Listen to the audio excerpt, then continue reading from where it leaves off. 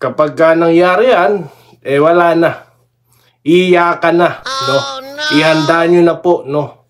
Ang inyong mga ang inyong mga sarili. At nakahanda na rin po ang tawa natin sa mga haters na lulusob dito, no? Para sabihin nila, parody na naman yan. Ano ba yan? Ang lakas na masyado. Naka-ready na po akong depensahan yan, no? Noong sambuan pa, naka-ready na. Kaya mag-subscribe na kayo. Palakasin nyo na tong channel natin, no? Dahil sigurado, marami po ang lulusob na mga hater.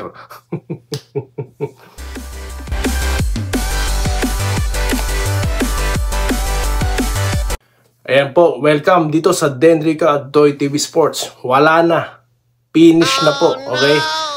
Tapos na ang usapan. Kung pagbabatayan itong ulat po na spin.ph, no, isa sa mga legit source na pinagkukuhanan ko po ng mga impormasyon, nakapirma na daw po itong si Troy Rosario. At yan din po ang feed sa atin, no, ng ating subscriber, no. Bali, duda pa rin ako. Alam nyo naman tayo dito, hindi tayo basta-basta nakikinig sa mga chismis-chismis, ha. Kaya ayan, nag-search din ako. Wala pa pong sinasabi ang iba pa pong legit sources, no. Pero I trusted spin.ph on this. Okay, guys? So, bago ko po ito ituloy, mag-subscribe na po kayo, no? Diba? Tignan nyo, hindi ako atat, ha? Tignan yung iba, isang buwan pa lang nagpo-post na. Tayo, hindi tayo atat, no? Wala akong pakialam kung ako mahuling mag-announce niyan. Ang mahalaga, importante pong tama, no? Ang ibabalita natin dito. Okay? So, sunod na pag-uusapan, shoutout po, no? Mabilis ang shoutout. Okay? So, yun na nga po, no? At bine-verify ko pa rin po, no? Yung mga reports na yan. Yung palang source na yan, no? Dalawang tao, may nagsabi na sa ating subscribers or subscriber at meron na po dyan, no? Ayon po sa source ng spin. So, okay. Kapag nangyari yan, wala na. Iyakan na, no? Ihanda nyo na po, no? Ang inyong mga, ang inyong mga sarili. At nakahanda na rin po ang tawa natin sa mga haters na lulusob dito, no? Para sabihin nila, parody na naman yan. Ano ba yan? Ang lakas na masyado. Naka-ready na po akong depensahan yan, no? Noong sambuan pa, naka-ready na. Kaya mag-subscribe na kayo. Palakasin nyo na tong channel natin, no? Dahil sigurado, marami po ang lulusob na mga hater. So, ayun. Ano pa tayo? Basta, binabalita ko lang ako ano yung nabasa ko, okay? So, hindi po galing yan sa aking makulit na isip, ha? Yan, nakikita nyo naman, pina-flash na natin, okay? At sinasabi pa po ng source na yan, na yun palang mga kamag-anak niya, talaga palang solid Barangay Ginebra. At childhood dream pala niyang maglaro dyan sa barangay. Yun naman pala. Ano pa ba? Okay? So, shoutout na po tayo, no? Baka kung ano pang masabi ko. Shoutout na po, mabilis ang shoutout tayo dito. Dito po sa makabagong content natin, Wilfredo Bautista, shoutout po, no? No to fake news daw po, no? At ito pa, si Osang, ha? Nagdrama na nga si Tim Kun para sa Ginebra yan. Ano pong drama yun, ma'am? No, ano po yun, ma'am, no? Kailangan niyo pong linawin yan, ma'am, kung ano yan. Kuya, pag sa Ginebra, libre mo ako siomai. Tawagan po natin si Coach Al. Magpalibre po tayo. Pamela K. Manalang. Pa-shoutout po kay Ma'am Pamela. Okay? Nagtatanong po si Sir Wilfredo Bautista, kailan ang laro ng PBA? Mag-o-opening po ang Commissioner's Cup sa 27 po ng Nobyembre, right after Gilas Games, okay? Ganon din po, Inebra nga, kuya. Nako, nakulitan ata sa akin si mama. Okay, Dolor Eduardo na nagpapasalamat at narinig na rin po ang kanyang comment, no? Sunod-sunod po kasi ang ano natin dito, no? Mga pagbabasa, no? At syempre mababasa talaga natin yan. At nagpapa-shoutout po, no? Si Carlito Bolima, no? Mukhang na-recruit na natin ito. Ito po si Ricardo Torres, mas bagay sa Hinebra, mas magagamit siya. Totoo yan, no? Totoo po yan. At yan din po si Nestor Binaraw, no? Tuloy na yan, boss, si Troy sa NSD Hinebra. Oh. Kay Ma'am Mel ng Norway, ha? Kay Ma'am, baka makakalimutan ko i-shoutout si Ma'am, no? Pati po si Sir Iglesia, okay? Ganun din po kay Noel Reyes, no? Na nagpapa-shoutout. Solidong Barangay Hinebra from Cavite. Si MC Derek, no? Sir, salamat, no? Sa impormasyon. Ganun din po kay Israel Pagsolingan, no? Pa-shoutout from Pangasinan, yan. Mga taga-Pangasinense, no? Ayan. Shoutout po sa mga Sumilaw family from Bago City, Negros Occidental. Ayan. Galing po yan kay Apolinario Sumiliano. Idol, magkatotoo ata. 13 Rosario nasa Hinebra patungo. Well, sunod-sunod po kasi ang turn of events, eh. Biruin nyo. Nung Wednesday, tinurn down niya yung offer po ng TNT, no? As reported. Tapos, yun nga, una muna yan, nagpasalamat siya sa Blackwater, di ba? Sa Converge, wala pa po tayo nabalitaan kung tinurn down niya dahil malaki din ang offer doon, di ba?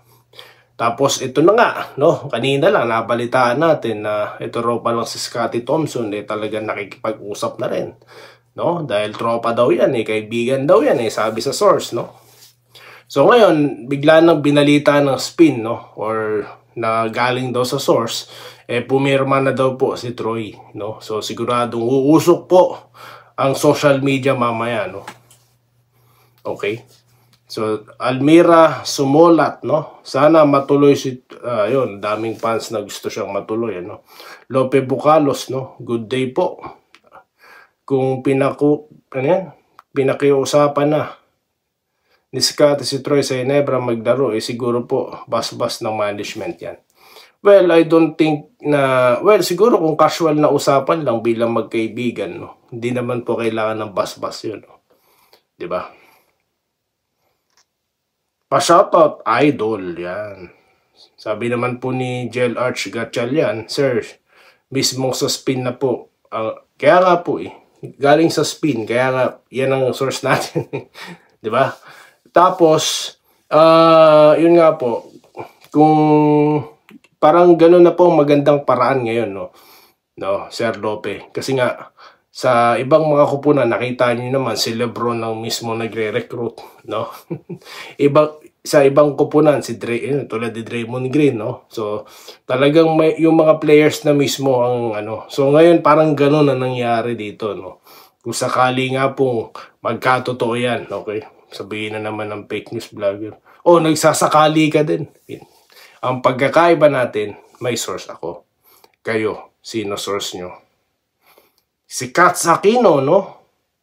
Good luck kay Troy. Kay Edwin Rolle, no? Shoutout po, idol. Sana makuha natin si Troy para makatulong sa coming conference. At pa-shoutout po sa kanyang pamilya, no? Rolle family. Israel Pagsolingan, no? Na my heart. Okay. So, wala na po bang habol magpa-shoutout?